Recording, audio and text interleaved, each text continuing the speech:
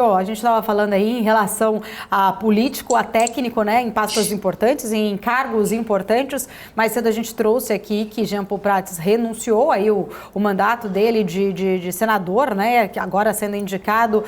Ele que foi indicado pela Petrobras, mas sendo aprovado aí por unanimidade pelo Conselho. Eu queria entender um pouco mais também a sua visão em relação a isso, porque é um ponto muito sensível, né? Algumas falas passadas em relação a mudanças de políticas de preços dentro da Petrobras, depois recuou, o próprio, né, Jean Paul Prats falou, não é bem assim, nós não vamos interferir, mas ainda assim sempre, né, a gente vê algumas falas que são desencontradas e que deixam muitas vezes o investidor, o mercado ali ansioso para entender de fato o que vai acontecer. Mas eu queria entender mais a sua visão em relação a essa notícia de Prats sendo aprovado aí por unanimidade pelo Conselho da Petrobras.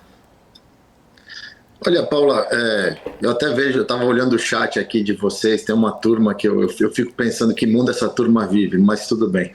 É mais um cargo de confiança, onde colocou uma pessoa de sua extrema confiança e que vai ajudar a gerir a empresa de uma maneira onde a parte política seja mais importante do que a parte técnica da empresa, e a gente já viu isso. E eu não estou falando de corrupção, de mensalão, nada disso. Eu estou falando de tomar medidas na empresa, como essa história de rever a política de preços e tudo mais, que não faz sentido nenhum, tá?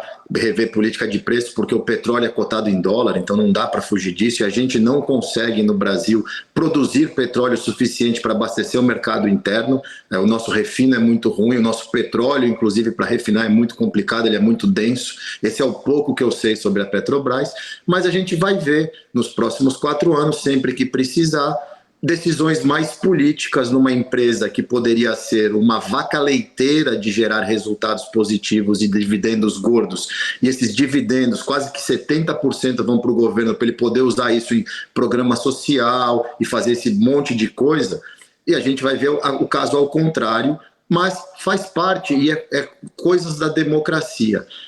Há um tempo atrás a gente levantou uma teoria e que qualquer governo poderia fazer isso, que resolvia o problema. Não quer privatizar a empresa porque precisa dela e tudo mais, faz o seguinte, vamos criar um fundo onde todos os dividendos das estatais vão para esse fundo, e esse fundo exclusivamente vai distribuir esses dividendos, mandando cheque para todo mundo que tiver cadastrado no programa, que está em situação de necessidade e precisa receber um auxílio. A gente viu que as estatais podem ser extremamente lucrativas, vídeos resultados, aí Petro pagando uns dividendos absurdamente atrativos durante um bom tempo, e o petróleo é uma commodity que sempre vai ter interesse e sempre vai ser valorizada. Essa história da SG vai demorar uns 20, 30 anos para o petróleo morrer, se morrer.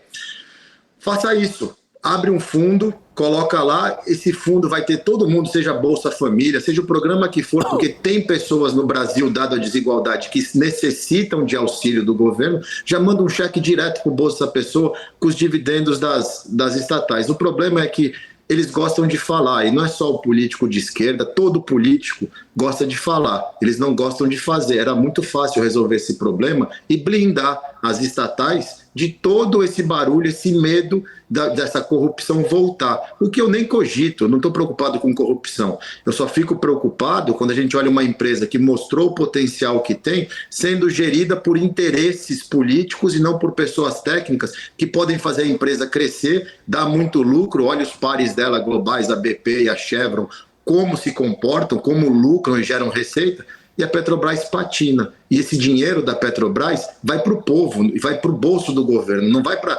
investidor. As pessoas têm que entender que o mercado não é contra as pessoas, muito pelo contrário, um mercado eficiente é bom para o país. O mercado só quer que as coisas sejam transparentes e funcionem. Não é uma guerra. E outra, riqueza não é soma zero. Para um rico não precisa ter um pobre. Dá para todo mundo ser rico. Essa história de soma zero é porque é mal ensinado. O mercado, a riqueza cresce, é distribuída. Quem fizer mais vai ganhar mais. É simples assim. No mundo inteiro é assim.